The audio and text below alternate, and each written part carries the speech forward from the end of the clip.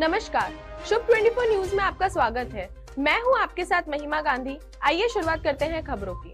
राजधानी जयपुर के महापुरा में स्थित सुंदर शिक्षण संस्थान में बोर्ड परीक्षा में टॉपर्स रहे छात्र छात्राओं का आज सम्मान समारोह आयोजित किया गया।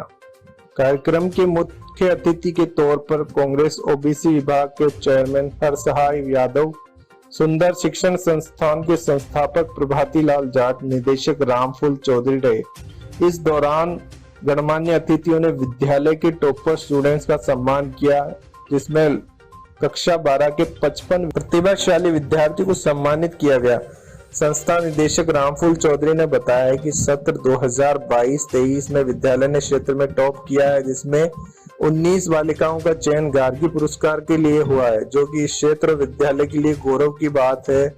इस दौरान निदेशक रामफूल चौधरी ने विद्यार्थियों को संबोधित करते हुए कहा कि मेहनत और लगन से अगर कोई कार्य किया जाए तो मंजिल अवश्य मिलती है।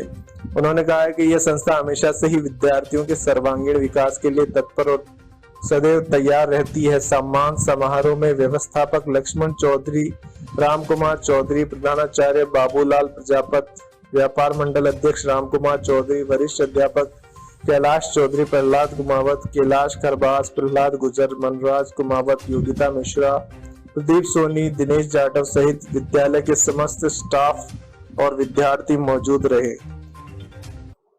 जंतर मंतर पर बीजेपी सांसद और भारतीय कुश्ती महासंघ के अध्यक्ष ब्रजभूषण शरण सिंह के खिलाफ प्रदर्शन कर रहे पहलवानों को उस समय हिरासत में ले लिया गया जब वे संसद की तरफ कूच कर रहे थे। प्रदर्शनकारी पहलवानों को पुलिस ने एक बस में बिठाया और उनसे खराब व्यवहार किया। इसका वीडियो सोशल मीडिया पर वायरल है। पहलवानों के साथ किए गए इस खराब वीडियो को राजस्थान के सीएम अशोक गहलोत ने अपने ट्विटर अकाउंट से शेयर किया है और केंद्र सरकार पर जमकर निशाना साधा है। सीएम गहलोत ने वीडियो शेयर करते हुए कहा है, लिखा उड़ान बनाम पहलवान, अंतर देख रहा हिंदुस्तान, दिल्ली में कहीं त्योहार कहीं लाठियों की बौछार, शर्म करो केंद्र सरकार। दरअसल रविवार की सुबह 11:30 बजे जंतर मंतर पर धरने पर बैठे पहलवानों ने नए संसद भवन की तरफ कूच कर दिया, क्योंकि नए संसद की भवन की तरफ ही महिला पंचायत का आयोजन किया गया था। वहीं दिल्ली पुलिस ने पहलवानों को रुकने की हिदायत दी तो पहलवानों ने रुके नहीं। पुलिस की ओर से पहलवानों को बताया गया कि आज नए संसद भवन का उद्घाटन समारोह है। बता दें कि मुख्यमंत्री गहलोत बीते दिनों प्रदर्शनकारी पहलवानों से मिलने दिल्ली के जंतर मंतर पहुंचे थे। गौरतलब है कि पिछले 1 महीने से जंतर मंतर पर पहलवानों को प्रदर्शन जारी है। पहलवानों को पहले आश्वासन दिया गया कि सरकार मामले की जांच करेगी और WFI प्रमुख और सांसद ब्रजभूषण शरण सिंह के खिलाफ यौन उत्पीड़न के मामले के लिए एक 5 सदस्यीय पैनल का गठन किया गया है। फिलहाल जांच चल रही है। राजस्थान के मुख्यमंत्री अशोक गहलोत से जब सचिन पायलट के बारे में पूछा गया तो क्या सचिन पायलट को PCC अध्यक्ष बनाने वाली है कांग्रेस, तो उन्होंने जवाब दिया कि मैंने अपने जीवन में कभी भी कांग्रेस में ऐसी परंपरा नहीं देखी जिसमें कोई नेता कुछ मांगता है या आला कमान उससे कुछ पूछता है कि उसे कौन सा पद चाहिए। कांग्रेस में हमेशा यही रीति रही है कि जो हमें दे दिया जाता है वो हम ले लेते हैं। हाईकमान और कांग्रेस पार्टी इतनी मजबूत है कि ऐसी नौबत कभी नहीं आएगी कि आप किसी को मनाने की पेशकश करें। ऐसा कभी नहीं हुआ, ना कभी होगा। गहलोत ने कहा कि कांग्रेस में किसी नेता और कार्यकर्ता की हिम्मत नहीं कि वह कह सके कि मुझे तो ये चाहिए ही चाहिए। हम चुनाव और अपने कामकाज की बदौलत पार्टी में पद लेते हैं। राजस्थान में हमारी सरकार बनेगी। गहलोत साहब ने कहा कि हमारा काम बहुत अच्छा है, चुनावी भूगोल बच चुका है, महंगाई से राहत मिल रही है, कांग्रेस हाईकमान और संगठन बहुत मजबूत है। राजस्थान के लोकल बीजेपी यूनिट को अमित शाह ने डांटा कि आप लोगों ने संगठन के लिए कुछ नहीं किया, जबकि कांग्रेस बहुत आगे चल रही है। सीएम गहलोत का कहना है कि राजस्थान में बीजेपी PM के फेस पर चुनाव लड़ रही है। यही से साबित हो जाता है कि हम कितने मजबूत हैं, जबकि यहाँ पर हम कांग्रेस में एक मुख्यमंत्री का चेहरा है और वह बहुत शानदार काम कर रहे हैं। गहलोत सरकार ने कहा कि लोग हमारे काम से बहुत खुश है। कोई भी नेता कोई चीज मांगे या आला कमान पूछे कि आप कौन सा पद लेंगे तो यह मात्र एक अफवाह होगी। ऐसा कभी ना हुआ, ना कभी होगा। यानी सीधे सीधे मुख्यमंत्री ने पायलट गुट पर तंज कसा है कि अपनी मर्जी से किसी को कोई पद नहीं मिलता है, यहाँ काम करना पड़ता है, उसके बाद ही पद मिलता है। देखते हैं क्या होता है। आज दिल्ली में बैठक चल रही है खड़गे साहब के घर पर, तो उससे नतीजा निकलकर सामने आ जाएगा और ये चूहे बिल्ली का खेल खत्म होगा आखिरकार। सीकर में प्रभारी मंत्री और उद्योग मंत्री शकुंतला रावत ने आज बैठक ली। कांग्रेस के पदाधिकारी मौजूद थे। कांग्रेस प्रदेशाध्यक्ष और लक्ष्मणगढ़ के विधायक गोविंद सिंह डोटासरा तथा विधायक नवलगढ़ के जो हैं राजेंद्र पारिक, उनके बीच आज जमकर भिड़ंत हो गई। दोनों ने बैठक में एक दूसरे को जमकर खरी खोटी सुनाई। प्रभारी शकुंतला रावत लगातार दोनों के बीच बहस को लेकर सुलह कराती नजर आई, लेकिन दोनों जारी रहे। दोनों के बीच बहस पानी के मुद्दे के निकासी को लेकर हुई। डोटासरा ने पारिक पर अधिकारियों का साइड लेने का आरोप लगाया। इस बीच दोनों में टकराव हो गया। विवाद इतना बढ़ गया कि 10 मिनट तक दोनों लड़ते ही रहे, चुप नहीं रहे। दोनों एक दूसरे को सीमा में रहने की बात कर रहे थे। दरअसल सीकर कलेक्ट्रेट सभागार में प्रभारी मंत्री शकुंतला रावत आज बजट घोषणाओं की समीक्षा बैठक ले रही थी। नवलगढ़ रोड जल निकासी और नवलगढ़ रोड पुलिया 4 लेन प्रोजेक्ट को लेकर लक्ष्मणगढ़ विधायक गोविंद सिंह डोटासरा ने अधिकारियों से जवाब मांगा, तो बैठक में सीकर विधायक राजेंद्र पारिक अधिकारियों और ठेकेदारों का पक्ष लेते नजर आए, जिस पर डोटासरा ने पारिक को अधिकारियों का पक्ष न लेने की बात कही। ऐसे में दोनों के बीच टकराव हो गया और मामला गर्मा गर्मी तक पहुंच गया। राजेंद्र पारिक ने तो डोटासरा को यहां तक कह दिया कि आप अपने लक्ष्मणगढ़ का ध्यान रखो। डोटासरा ने कहा कि मेरा आवास सीकर में नवलगढ़ रोड पर है, ऐसे में मुझे भी परेशानी होती है। पारिक ने कहा कि मैं और सभापति रात को 12 बजे तक शहर में चल रहे विकास कार्यों की खुद मॉनिटरिंग करते हैं। इस पर डोटासरा ने पारिक को कहा कि आप अपनी सीमा में रहिए। बैठक का एक वीडियो भी वायरल हो रहा है। शकुंतला रावत ने काफी कोशिश करी, लेकिन दोनों चुप ही नहीं हुए। सीनियर टीचर भर्ती परीक्षा पेपर लीक के मास्टरमाइंड अनिल उर्फ शेर सिंह मीणा को अभी हाल ही में प्रमोट कर दिया गया। इसको लेकर काफी बवाल मचा। अब माध्यमिक शिक्षा निदेशक गौरव अग्रवाल पर इसकी गाज गिरी है।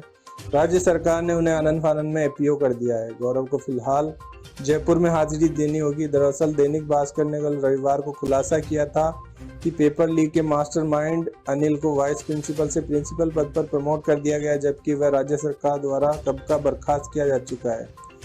राज्य सरकार ने आदेश दिए, खबर वायरल हो गई। आनंद फानन में शिक्षा विभाग ने ये वेबसाइट से ये जो उन्होंने आदेश जारी किया था उसे हटाया, लेकिन चूंकि मीडिया में ये बात फैल गई इसलिए फिर सरकार ने शिक्षा निदेशक को अपने पद से हटाया है और एपीओ कर दिया है। शिक्षा विभाग ने पिछले दिनों ही विभागीय पदोन्नति समिति यानी डीपीसी की बैठक ली थी। इस बैठक में अनिल उर्फ शेर सिंह मीणा को भी प्रमोट कर दिया गया, जबकि वो कब से बर्खास्त होकर जेल में बैठा है। शिक्षा विभाग की लापरवाही तो देखिए कि बर्खास्त हो चुके शेर सिंह मीणा को प्रमोट तक कर दिया और उसका पता भी नहीं चल रहा है। पदस्थापन भी कर दिया। सोशल मीडिया पर वायरल होने पर निदेशक को पता चला तो उन्होंने शाम होते होते इसे वेबसाइट से हटवाया, लेकिन तब तक बहुत देर हो चुकी थी और राज्य सरकार ने सोमवार सुबह गौरव अग्रवाल को पद से हटाने के आदेश जारी कर दिए। शिक्षा विभाग में ये नीति है कि पदोन्नति से पहले कार्मिकों का रिकॉर्ड देखा जाता है और रिकॉर्ड की जांच की जाती है, आपत्ति मांगी जाती है। डीपीसी होने के बाद भी करीब 1 महीने का वक्त रहता, लेकिन इसके बाद भी किसी के ध्यान में नहीं आया कि सेवा से बर्खास्त हो चुके जेल में बैठे एक भ्रष्ट कार्मिक को कैसे पदोन्नति दी जा सकती है, जिसने लाखों नौजवानों के भविष्य से खिलवाड़ किया। फिलहाल एक अच्छे आईएएस अफसर को अपने पद से एपीओ होना पड़ा है। हो सकता है उनके अधीनस्थों ने ये गड़बड़ी करी हो, लेकिन फिलहाल तो गौरव अग्रवाल जो कि बहुत अच्छा काम कर रहे थे माध्यमिक शिक्षा निदेशक के तौर पर, उन्हें अभी एपीओ कर दिया गया है। भारतीय जनता पार्टी लोकसभा चुनाव की तैयारियों में अभी से जुट गई है। यूपी की महत्वपूर्ण लोकसभा सीटों पर भाजपा ने फोकस किया हुआ, जहां उसे पिछली बार हार का सामना करना पड़ा था। इस बार बीजेपी ने राजस्थान के पूर्व प्रदेशाध्यक्ष सतीश पूनिया और जम्मू कश्मीर के उधमपुर लोकसभा सांसद केंद्रीय मंत्री जितेंद्र सिंह को यूपी की कमान सौंपी है। लोकसभा की ये सीटें अभी भाजपा के पास नहीं है। इन 4 सीटों पर इन लोगों को जिम्मेदारी दी है कि आपको ये जितवाना है। अगर इन 4 सीटों पर बीजेपी जीत जाती तो किसी चमत्कार से कम नहीं होता है, क्योंकि कर्नाटक में बीजेपी को डोडबल्लापुर सीट पर 15 सालों के बाद जीत मिली है। कर्नाटक की डोडबल्लापुर सीट पर बीजेपी उम्मीदवार धीरज मुनिराज ने 30,000 से अधिक वोटों से जीत दर्ज की।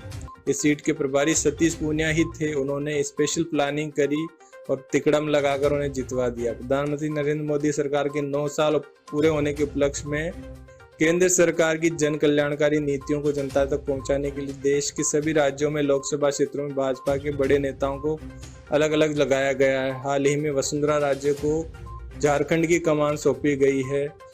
अब जितेंद्र सिंह तथा पूर्व भाजपा प्रदेश अध्यक्ष सतीश पूनिया को उत्तर प्रदेश की 4 लोकसभा सीटों की जिम्मेदारी दी गई है। मुरादाबाद, मैनपुरी, अमरोहा और संभल, ये 4 ऐसी सीटें हैं जो बीजेपी से दूर हैं। इन पर अब सतीश पूनिया और जितेंद्र सिंह जून के माह में लगभग 10 दिन तक यहाँ रहेंगे और प्रत्येक लोकसभा सीट पर 2 दिन का प्रवास रखेंगे और यहाँ पर कुछ ऐसा काम करेंगे कि चमत्कार हो जाए और बीजेपी अगले साल यहाँ से जीत जाए।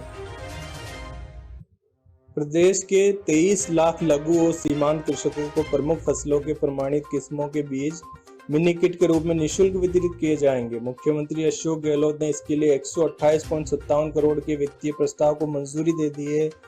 किसानों के हितैषी गहलोत साहब लगातार ताबड़तोड़ चुनावी साल में घोषणाएं कर रहे हैं और गरीबों और किसानों के लिए तो अशोक गहलोत किसी मसीहा से कम नहीं है।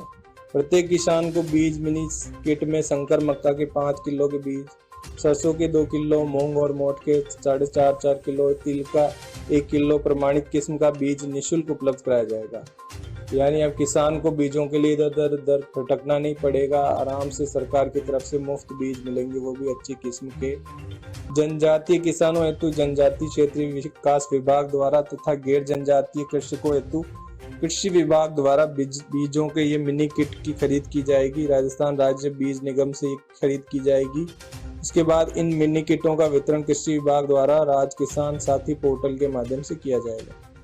उल्लेखनीय है कि राज्य में बीज उत्पादन बढ़ाने और लघु और सीमांत किसानों को निःशुल्क बीज उपलब्ध कराने के लिए राजस्थान बीज उत्पादन एवं वितरण मिशन चलाया जा रहा है।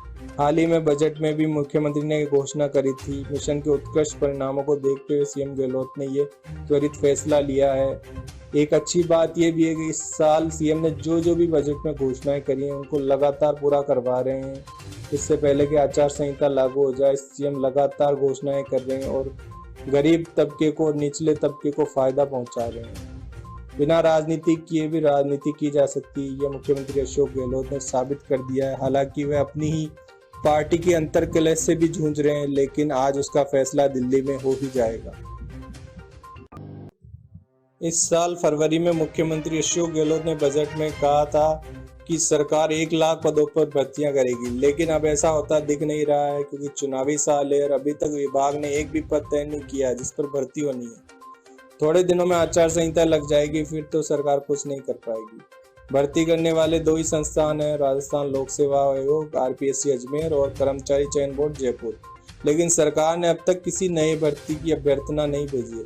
कार्मिक विभाग द्वारा 1 लाख पदों की विस्तृत जानकारी सभी विभागों से 2 बार मांगी जा चुकी है, लेकिन विभागों से ये कोई जानकारी इनको नहीं मिली है। इस मामले में 30 मई को मुख्य सचिव उषा शर्मा एक हाई लेवल की बैठक लेगी। मामले पर जल्द फैसला जरूरी है, क्योंकि अगर इन भर्तियों की विभागवार घोषणा नहीं हुई तो देश के सभी राज्यों के प्रमुख बेरोजगार संगठन 7 जून को जयपुर में एक राष्ट्रीय महासम्मेलन आयोजित करने वाले हैं। सरकारी विभागों में भर्तियां केवल घोषणा से ही नहीं होती, इसके पूरे 8 चरण हैं। पहले घोषणा होती है, फिर वित्त विभाग के पास जाती है, फिर उस विभाग के पास जाती है, फिर भर्ती एजेंसी पर एग्जाम की डेट निकालती है, फिर उसमें भी कई गड़बड़ियां, फिर एग्जाम होते हैं, रिजल्ट आता है। अगर पेपर लीक नहीं हुआ तो फिर फाइनली उनका डॉक्यूमेंट वेरिफिकेशन होता है, तब जाकर भर्ती प्रक्रिया पूरी होती है। जबकि प्राइवेट सेक्टर में देखें तो एक मल्टीनेशनल कंपनी में भर्ती प्रक्रिया केवल 1 घंटे में पूरी हो जाती है। लेकिन सरकारी विभाग की बात करें तो भर्ती को पूरा होने में कम से कम 1 या 2 साल तो लगता ही लगता है। राज्य में नवंबर दिसंबर में विधानसभा चुनाव है, ऐसे में आचार संहिता कभी भी लग सकती है। यानी अगस्त का महीना ऐसा है जिसमें लग सकती है आचार संहिता। पिछली बार 6 अक्टूबर को लगी थी, हो सकता है इस बार सितंबर में ही लग जाए। एक बार आचार संहिता लग गई तो फिर कोई भर्ती नहीं हो सकती है। हाँ, भर्ती प्रक्रिया उससे पहले शुरू हो जाए तो वो जारी रह सकती है। यानी भर्ती प्रक्रिया अगर अगस्त से पहले शुरू हो गई तब तो भर्ती चालू रह जाएगी, वरना अगर आचार संहिता लग गई और उसके बाद भी विभाग ऐसे ही रोना रोते रहे तो फिर बेचारे बेरोजगार आंदोलन करते ही रह जाएंगे।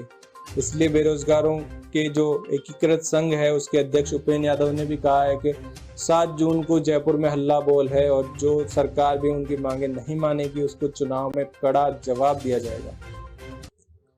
राजस्थान में इन दिनों तूफान तगड़े जोर पकड़ रहा है। ये पश्चिमी विक्षोभ कह लें या वेस्टर्न डिस्टर्बेंस कह लें, इसका ज़्यादातर असर राजस्थान में कहर बरपा रहा है। सबसे ज़्यादा असर तो जोधपुर, जयपुर, बीकानेर और अजमेर संभाग में मिला है।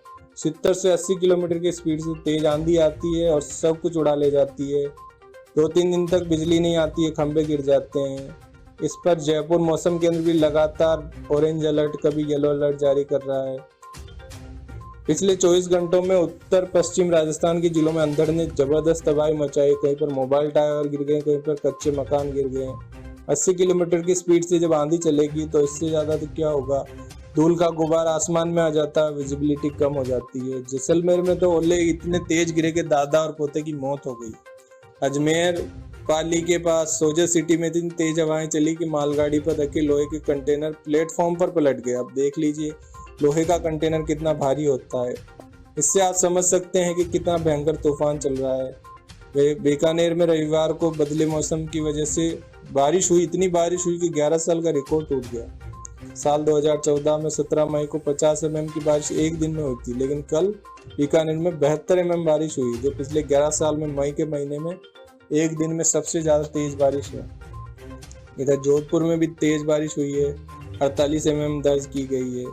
कुल मिलाकर देखा जाए तो राजस्थान का हर जिला तूफान, बारिश, आंधी, आकाशीय बिजली से प्रताड़ित हो रहा है। तो आपसे भी ये विनती है कि घरों से बाहर नहीं निकले। जब बिजली कड़कती है तो पेड़ की शरण कभी नहीं लें, वहाँ सबसे ज़्यादा बिजली गिरती है। और अपने और अपनों का बहुत ख्याल रखें और तूफान थम जाए जब तक कहीं आना जाना बंद कर दें, अपने घरों में ही रहें और अच्छी तरह ध्यान रखें, क्योंकि मौसम विभाग जो है बहुत सटीक भविष्यवाणियां कर रहा है, तो उसके लिए वो भी बधाई का पात्र है।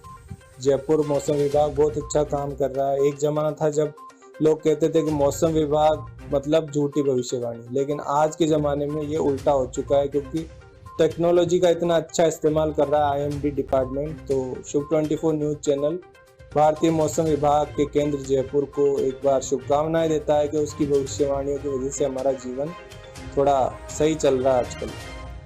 प्रधानमंत्री नरेंद्र मोदी 31 यानी परसों अजमेर दौरे पे आ रहे हैं। इस दौरान वह अजमेर में पुष्कर भी जा सकते हैं, तो प्रशासन पूरी तरह अलर्ट हो गया है। जिला पुलिस कप्तान SP चुनाराम जाट अजमेर जिले के तमाम बड़े सुरक्षा अधिकारियों और केंद्रीय सुरक्षा एजेंसियों के अधिकारियों के साथ पुष्कर का जायजा ले रहे हैं। इस दौरान उन्होंने जगत पिता ब्रह्मा मंदिर, नवीन एंट्री प्लाजा, पुष्कर रोड पर जाकर मौका मुआयना भी किया।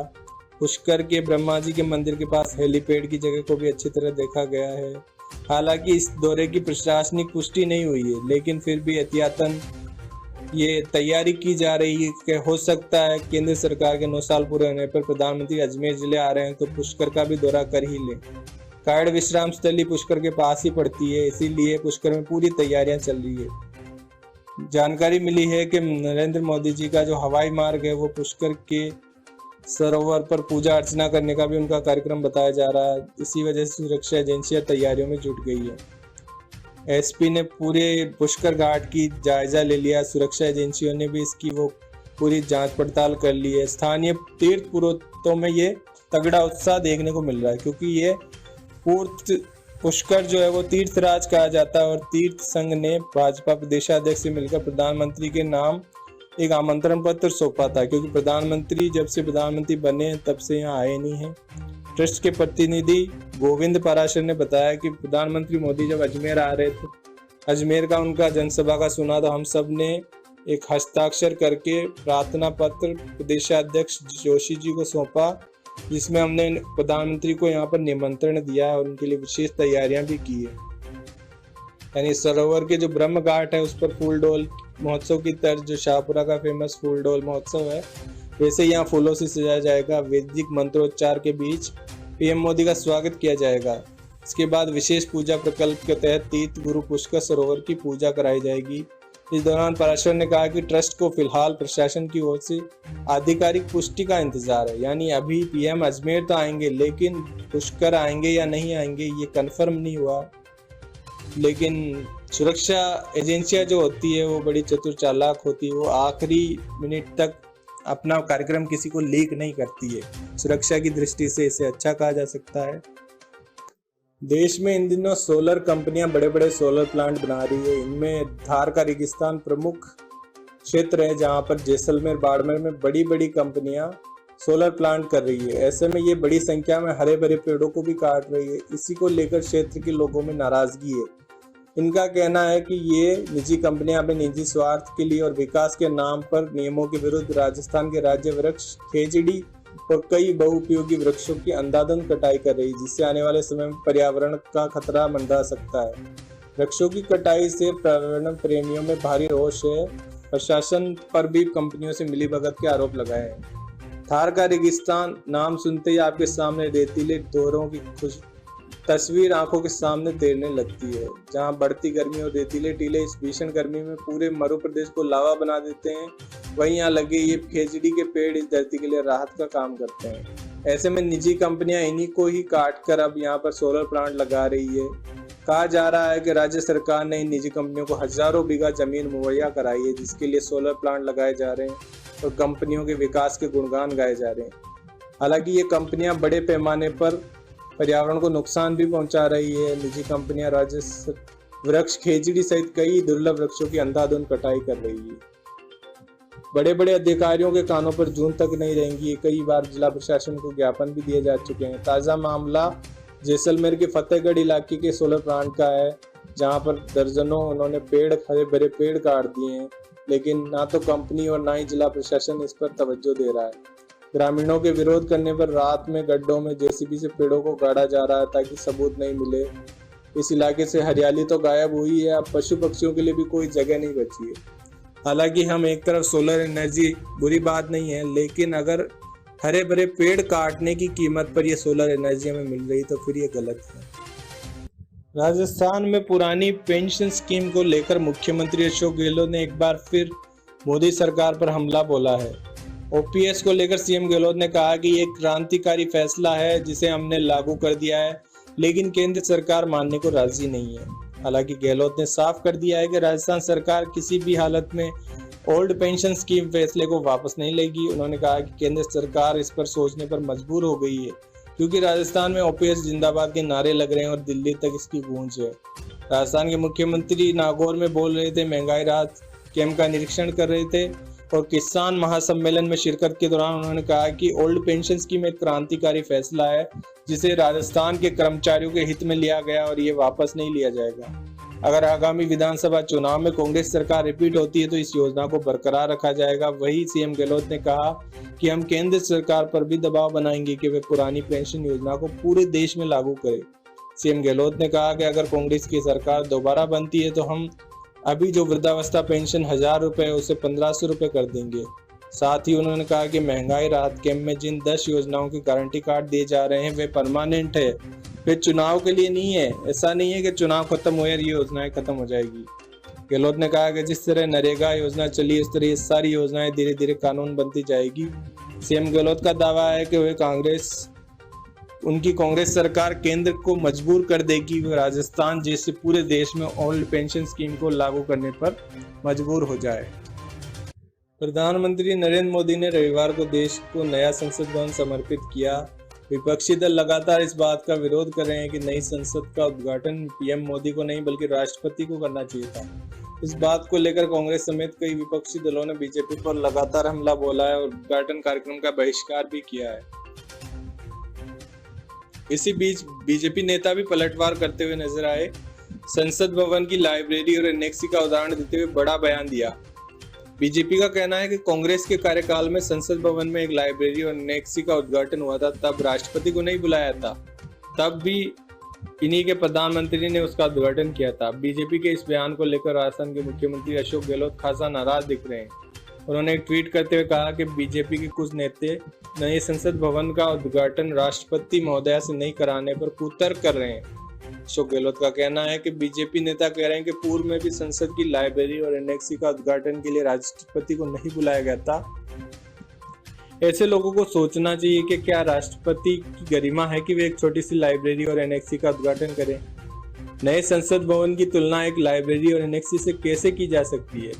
साल 1970 में संसद के अंदर एक एनेक्सी बनाई गई थी। उस वक्त राष्ट्रपति वीवी गिरी ने इसका शिलान्यास किया था 5 साल बाद जब ये बनकर तैयार हुई तो देश में आपातकाल लग गया था। ऐसे में प्रधानमंत्री इंदिरा गांधी ने आपातकाल में इसका उद्घाटन किया था। वही 1987 में तत्कालीन राजीव गांधी सरकार ने संसद में लाइब्रेरी बनाने का फैसला किया और इसका शिलान्यास किया। अब 15 साल बाद इसका उद्घाटन किया नारायणन ने किया। गौरतलब है कि बीते दिनों भी मुख्यमंत्री गहलोत ने बीजेपी पर हमला करते हुए कहा कि वह पहलवानों के धरने पर कुछ कर नहीं रही है, बस अपने सांसद को बचाने में जुटी हुई है। उन्होंने लिखा कि दिल्ली में कहीं त्योहार है तो कहीं लाठियों की बौछार हो रही है। बीते दिनों अशोक गहलोत लगातार बीजेपी पर हमलावर रहे हैं।